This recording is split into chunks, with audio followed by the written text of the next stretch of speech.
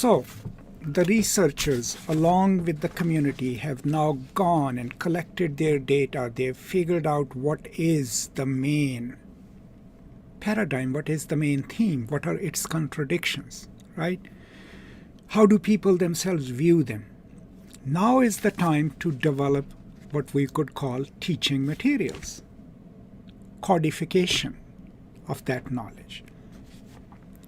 Now, the way Freire suggests is by actually producing visual images of any given sub-thematic in a given thematic universe. And there is a lot on the use of visual images in Freire, but in other pedagogies as well. What is the purpose? The purpose is to get the people who themselves have reported these limit situations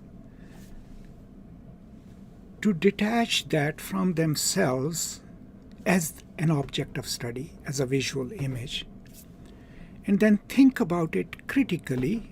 What does it represent? What does it do? And in the process, see themselves in that situation, critically analyzing that situation. So what he's suggesting is that in the process of analyzing a coded picture, a painted picture, a visual image, they will, for the first time, place themselves within that because they offer that data, and they will develop the habit of thinking about it critically. So they will move from what we had previously talked about, their previously constituted perception, right, from their actual reality to the potential consciousness, to the way of thinking their own situation critically. That's crucial, right? That is why one of the important things that he teaches us here is that the investigators cannot just bring any images from anywhere and ask the people to decode those images. There may be a possibility of doing comparative work, but that can only be done when the people themselves have first already analyzed the contradictions, the limit situations of their own system, right? And that it should be structured like a fan, right? A thematic fan. What does he mean by it? I mean, look at the picture in front of you. There is a smaller theme about which an image will be generated. But as you think about it, it opens up to larger themes, maybe themes that are antithesis to it, that are contradictory to it. So thinking about one sub-theme in a given universe then opens you up to looking at the relational aspects of it with other sub-themes. So you start from the experiential self, one. You learn to decode that experience rationally as a detached thing, as an image, but then see yourself in it. That perception brings you back to a revised perception of your own lived experience, because now you've thought about it critically and now you're placing yourself in it. And then that self, aware of its own critical analysis of its own situation, can now go and relate with others. This is kind of the same way in which, if you have read Althusser's essay, Ideological and State Apparatuses, in which he talks about ideology, that one way of understanding ideology isn't just that it makes the world intelligible to it, but part of it is we becoming aware of the process of ideologically looking at the world, because then we will know we are in an ideology. So overall,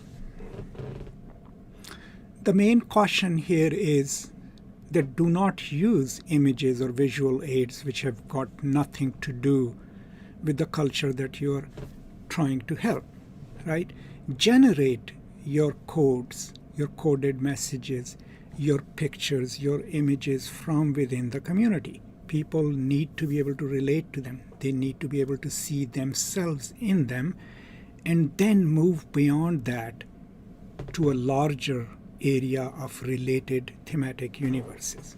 Now, all of this sounds kind of esoteric.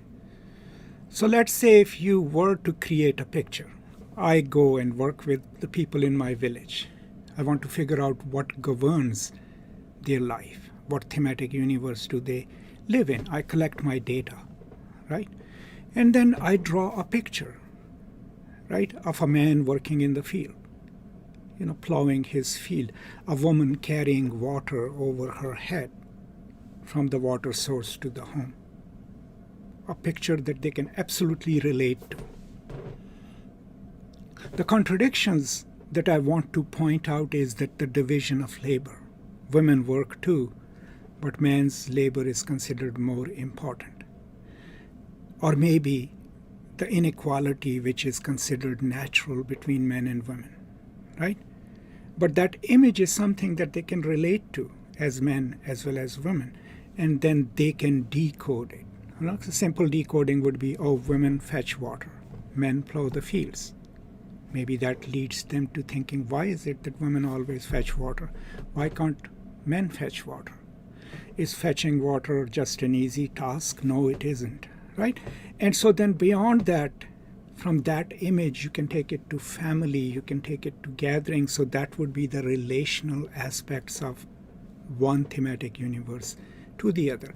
But in the process of discussing those roles of women and men, what the decoders, the people themselves, have now become aware of at least is that there is a gender division of labor. Now when they look at that reality, that was their real consciousness, it has the possibility of reaching their potential consciousness of at least seeing the naturalized division of gendered labor.